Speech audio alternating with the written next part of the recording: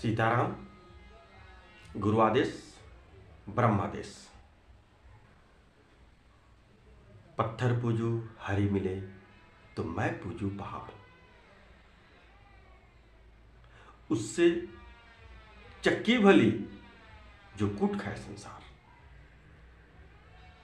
इस बात को हमने नहीं कहा, बहुत पहले कबीर साहब ने कहा। कबीर साहब का जन्म को लेकर के बहुत दिन तक विवाद चलता रहा, सस्पेक्टेड कहानियां बनी रही। जन्म कहीं और हुआ, पालन पोषण कहीं और हुआ, जन्म किसी ने और दिया, पालन पोषण किसी और ने किया। ऐसे वर्णन है, शायद जुल्हा जाति के घर में उनका पालन पोषण हुआ है। कबीर साहब बहुत निरक्षर व्यक्ति हैं। उन्होंने सिर्फ कहा है, लिखा नहीं है। इस दोहे पर अभी हम विचार कर रहे हैं, हम अपनी विचार दे रहे हैं इस दोहे पर। कबीर साहब अध्यात्म की दुनिया में बहुत ही पहुंचे हुए व्यक्ति हैं और उनके दोहों को समझना आम लोगों की बस की बात नहीं है। उनके दोहे से प्रश्न पैदा होता है। हम राघो दास हैं, ठाकुर दास हैं, सीताराम दास हैं। हम पत्थर पूजते हैं। जो हमारे ठाकुर जी हैं वो पत्थर के हैं।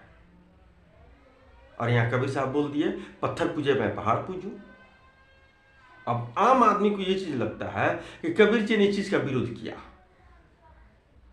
जबकि रियल ऐसा नहीं है। अब रियल क्या है?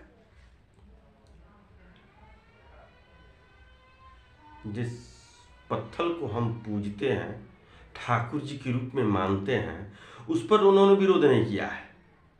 उन्होंने आम पत्थर को कहा है। और आम पत्थर और ठाकुर जी जो है उनमें काफी अंतर है। आप लोग उनका इतिहास उठाकर देखेंगे, वो तो राम के उपासक थे।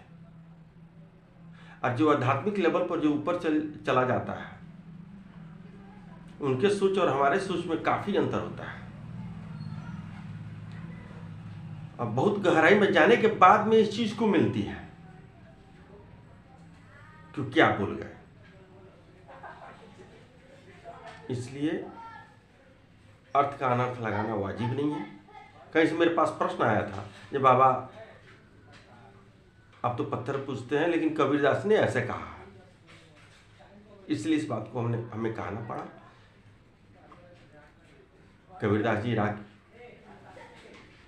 कबीरदास जी जो है वो आपको ठाकुर जी के, राघव के, सीताराम के विरोधी नहीं है, पक्ष के आदमी है। हम उनका बड़ा सम्मान करते हैं।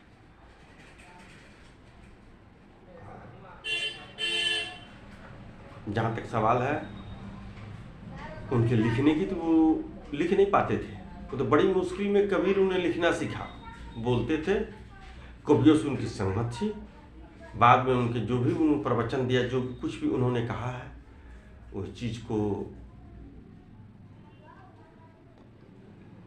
दोहे के रूप में लिखा गया है। आज पुस्तक है। मैं जो कुछ भी बोल रहा हूँ, आप लोग इसकी मनिस्ट्री देखेंगे भी, आपको मिल भी जाएगा। ऐसी कोई बात नहीं है कबीर जी हमारे विरोधी हैं, ऐसी बात नहीं है। वो पत्थर और ठाकुर जी का जो पत्थर है उसमें अंतर है। और यही चीज हम आपसे भी बताना चाहते हैं, उस अंतर को समझने का प्रयास कीजिए जाए।